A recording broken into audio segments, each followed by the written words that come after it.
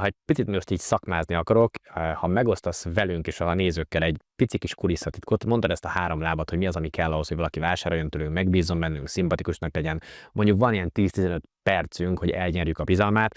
Amikor te képzéseket tartasz a brandingben, az önbrandingben, vagy az értékesítésben, akkor mi szokott lenni a legnagyobb kihívása azoknak, akik értékesíteni próbálnak, akár a pénzügyi tanácsadói szektorban? Hát, hogy azt megértsék ezt az egész sztorit.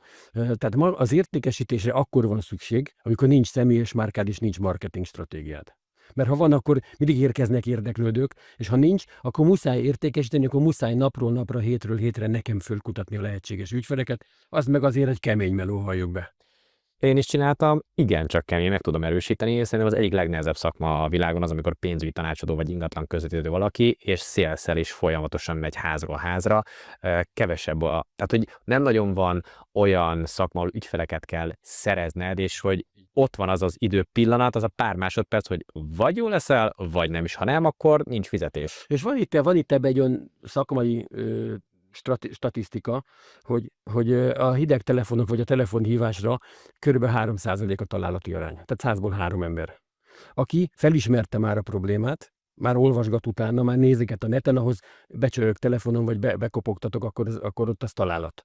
Lenne egy 100 lakásos társasház, és végigcsöngetném az összes lakást, 3 helyen behívnának. A többi meg rám csapják az ajtót. Igen, de ugye ez nem azt jelenti, hogy az a 3% az vásárol is, hanem azt mondják, hogy jó, akkor nyitott vagyok, és akkor legyen ott van 15 percem arra, hogy elfogassam magam, utána nézzük meg szakmailag, hogy ő mit gondolt, egyáltalán megoldható ez, és az sem mindegyik üzletkötés a vége. Viszont a jó hír, hogy van még 17% ebbe a töltsérbe, akit szintén érdekel vagy felismerte a problémát, de nem tart még ott, hogy én most az utcáról beessen. Ott jön a lead gondozás. Ott jön az, amikor elkezdem őket masszírozni, küldhetnék egy bemutatkozó anyagot, akár az okos névjegykártyám adatát, bármit, és akkor, amikor megkapja a x-edik kontaktot, vagy impulzust, akkor azt mondja, jó, hát akkor beszéljünk. Rengeteg ilyen üzletet kötöttem, hogy amikor megéreztem a telefonba, hogy nem, Zoltán, ha küldenék egy időnként évente 2-3 ilyen tájékoztató e-mailt, mondja, azt elolvasná? Hát ebből 10-ből 8 azt mondta, hogy persze, hát nem, akkor adja meg ez még a GDPR előtti időben volt, akkor nem kellett még írásbeli hozzájárulás ehhez, és küldözgettem, mit tudom én, titkos másolatban, 20-asával, 50-esével földolgoztam, és mindig kijött belőle, hogy tudja mit, most már olyan klasszul olvasom a hírleveleit, hogy akkor most már találkozzunk.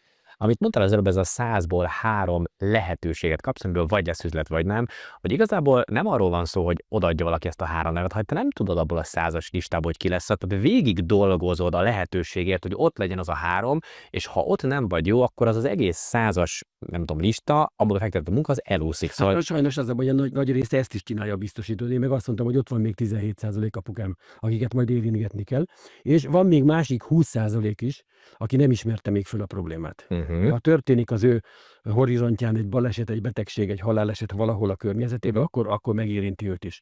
Tehát van még 20%-unk potenciális ügyfélkör a 100-ból, tehát közel 40%-a érdekes lehet, ráadásul egy alul biztosított és alul marketingelt szakmában dolgozunk. A maradék 60 az meg közgazdaságilag nem éri meg velük foglalkozni, tehát ott nem, hogy nincsenek azon a szinten, hogy ők ezt megértsék.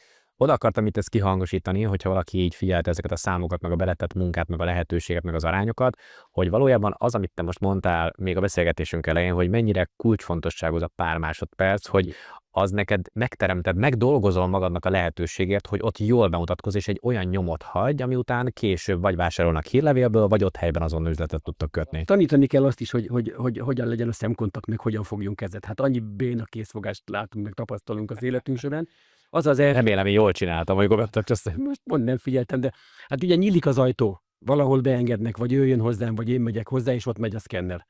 3-5 másodperc alatt az agy már bírál és polcra tesz. Így van. Baromi fontos, hogy az ne az alsó polcra kerüljön. Igen. A következő a névjegykártya, ami még egy picit emel, és a saját pozicionálásom. Hallottam egyszer egy bölcsességet, hogy saját magam dicsérete annyira fontos, hogy egyszerűen nem bízhatom másra. Hát nagyon jó. És a pozícionál, ki vagyok én, és miért jöttem ide. Nagyon jó. És én erre is tanítom a személyes márkát, hogy mondjál valami olyat a végén, ami úgy szívbe markoló. Takács úr, mindenkinek joga van a pénzügyi biztonsághoz. Azért jöttem, hogy ebben segítsek önöknél. Vagy azt mondom, a legnagyobb ajándék, amit adhatunk a gyermekünknek, meg a családunknak, az a pénzügyi biztonság. Ebben tudok segíteni. Szép. Szép volt.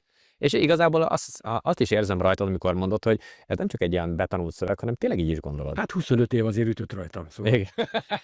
Úgyhogy én még azt az iskolát tanultam, amikor az ügyfélnek a valódi igényére vigyünk megoldást. Meg azt is tanítom, hogy a profit maximalizálás nem az első szerződésnél indul. Így van. Ha ott azt viszed, amire szükség van, onnantól kezdve az ügyfél megbízik benned, és 10-20-25 éven keresztül még lesznek igényeik, amit majd neked nálad fognak kielégíteni.